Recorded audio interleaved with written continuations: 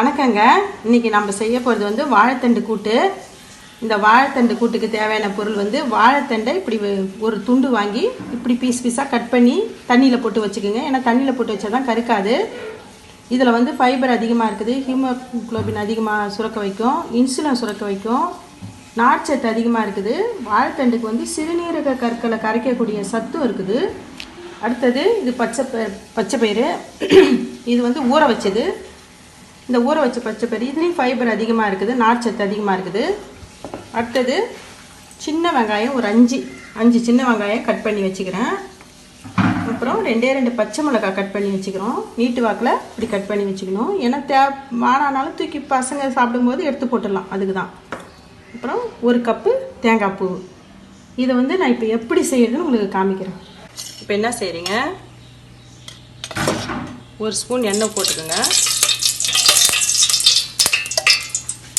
போட்டு கொஞ்சம் பொரியிற அளவுக்கு கொஞ்சம் கடுகு, கொஞ்சம் உளுத்தம்பருப்பு. அது பொரிஞ்ச உடனே முடிஞ்ச உடனே இருக்க பொரியுது பாருங்க. பொரிஞ்சு முடிஞ்ச உடனே பச்சை மிளகாய் போடுங்க. அப்புறம் இந்த சின்ன வெங்காயம்,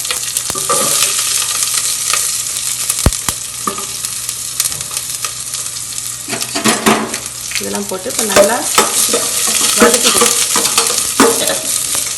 அடுப்பை சிம்மிலே வைங்க. வெங்காயம் நல்லா வதங்கணுங்க. வெங்காயம் நல்லா வதங்கினாதான் டேஸ்ட்டாக இருக்கும்.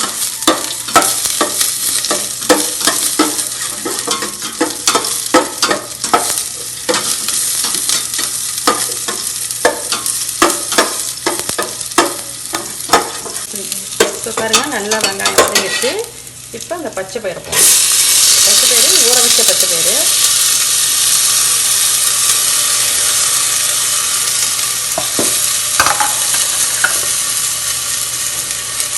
போட்டு ஒரு டம்ளர் தண்ணி ஊற்றிக்கணும். இதில் என்ன செய்யணும், வாழைத்தண்டையும் போட்டுடணும். வாழைத்தண்டு தண்ணி வடிகட்டி வச்சுக்கிறேன் பாருங்க, அப்படியே போட்டுருங்க.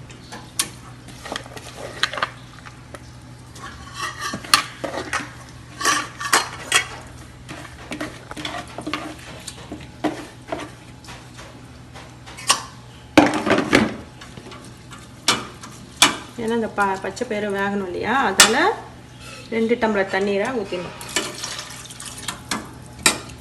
முழுகிற அளவுக்கு நல்லா வாழைத்தண்டு முழுகிற அளவுக்கு தண்ணி ஊற்றணும். அப்புறம் மஞ்சத்தூள் வந்து கொஞ்சோண்டு தான் பாருங்கள், ஒரு சிட்டிகை மஞ்சத்தூள்.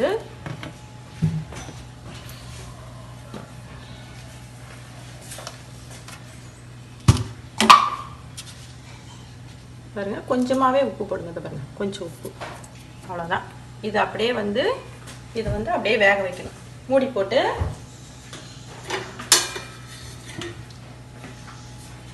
இதெல்லாம் மூடி போட்டு வேக வச்சிருங்க. இப்போ என்ன செய்றீங்க, வெந்து போச்சு நல்லா. கொஞ்சம் கருவேப்பிலை, சும்மா வாசனைக்கிற கருவேப்பிலை போட்டுக்குங்க. ஒரு தேங்காவையும், ஒரு கப்பு தேங்காவையும் போட்டுக்குங்க. தேங்காய் போட்டாச்சுங்க. தேங்காய் போட்டு கொஞ்சம் நேரம் வேகட்டும். சில பேர் வாழைத்தண்டு வாங்கிட்டு இந்த மாதிரி சமைக்க முடியல, வாழைத்தண்டு வேஸ்ட்டாக போகுது, என்ன செய்யலாம் நினைக்காதீங்க. அதை அப்படியே அரிஞ்சு கட் பண்ணி ஜூஸாக போட்டு குடிச்சிருங்க. எப்படி செஞ்சாலும் நம்ம உடம்புக்கு நல்லது. இதான் வாழைத்தண்டு. தேங்காய் போட்டாச்சு, கொஞ்சம் வெந்துடுச்சு. தேங்காய் போட்டு ரொம்ப நேரம் வேக வைக்கக்கூடாது. இப்போ ஆஃப் பண்ணிடலாம்.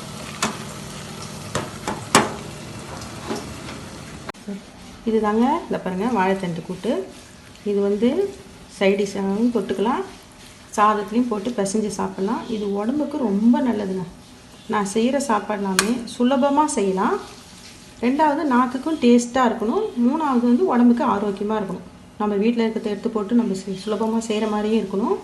அந்த மாதிரி இருக்கும், ஆரோக்கியமாகவும் இருக்கும், டேஸ்ட்டாகவும் இருக்கும். அதுதான் முக்கியம். இது பாருங்கள், இதை நீங்கள் சாப்பிட்டுட்டு டேஸ்ட் பண்ணி பார்த்துட்டு லைக் பண்ணிவிட்டு உங்கள் ஃப்ரெண்டுங்களுக்கெல்லாம் ஷேர் பண்ணுங்கள்.